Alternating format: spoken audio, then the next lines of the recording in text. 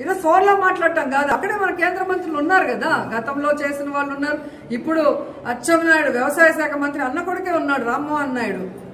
ఊరికే మాట్లాడతాడు ప్రెస్ మీట్ల ముందు కూర్చొని. మరి అధికారం వచ్చినప్పుడు ఎందుకు చేయట్లేదు రాష్ట్ర ప్రజల కోసం? సో ఇప్పటికైనా మీ డ్రామాలు ఆపండి. మీ డ్రామాలు ఆపి రైతులకు కావాల్సిన యూరియాని, ఎరువుల్ని వెంటనే అందుబాటులో తీసుకొచ్చి అందరికీ అందజేయండి. ఆల్మోస్ట్ ఈ రోజుతో అంతా అయిపోయిన తర్వాత ఇప్పుడు తెచ్చాము అని చెప్పి ఆర్డీఓతోనో పోలీసులతో చెప్పించి మమ్మల్ని సప్రెస్ చేయాలంటే ఇక్కడ ఉన్న వాళ్ళు రైతులు అందరు ఫేసులు చూసుకోండి. వాళ్ళకి ఎంత భూమి ఉంది, వాళ్ళు పంటలు వేస్తారా లేదా, వాళ్ళకి ఎరువులు కావాలా, విత్తనాలు కావాలా, యూరియా కావాలా, మీరు గమనించండి. కాబట్టి వైఎస్ఆర్సీపీ వాళ్ళు అంటే ఏదో ఒక నింద వేద్దాం, ఏదో ఒక ఫేక్ కేసు పెడదామంటే ఎవ్వడు భయపడే పరిస్థితి లేదు. మేమందరం కూడా పోరాటాల పార్టీలో ఉన్నాం. దమ్మున్న నాయకుడు జగన్మోహన్ రెడ్డి గారి నాయకత్వంలో ముందుకెళ్తున్నాం.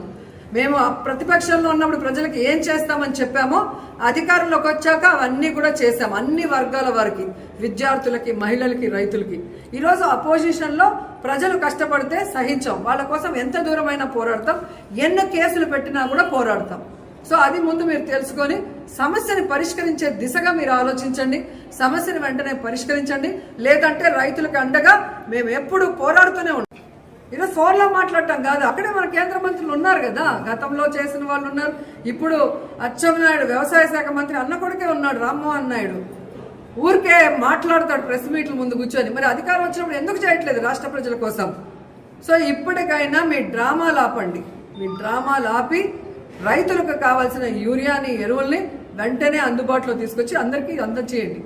ఆల్మోస్ట్ ఈ రోజుతో అంతా అయిపోయిన తర్వాత ఇప్పుడు తెచ్చాము అని చెప్పి ఆర్డీఓతోనో పోలీసులతో చెప్పించి మమ్మల్ని సప్రెస్ చేయాలంటే ఇక్కడ ఉన్న వాళ్ళు రైతులు అందరు ఫేసులు చూసుకోండి. వాళ్ళకి ఎంత భూమి ఉంది, వాళ్ళు పంటలు వేస్తారా లేదా, వాళ్ళకి ఎరువులు కావాలా, విత్తనాలు కావాలా, యూరియా కావాలా, మీరు గమనించండి. కాబట్టి వైఎస్ఆర్సీపీ వాళ్ళు అంటే ఏదో ఒక నింద వేద్దాం, ఏదో ఒక ఫేక్ కేసు పెడదామంటే ఎవ్వడు భయపడే పరిస్థితి లేదు.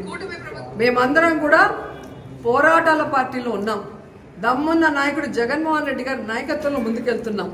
మేము ప్రతిపక్షంలో ఉన్నప్పుడు ప్రజలకు ఏం చేస్తామని చెప్పామో అధికారంలోకి వచ్చాక అవన్నీ కూడా చేశాం. అన్ని వర్గాల వారికి, విద్యార్థులకి, మహిళలకి, రైతులకి.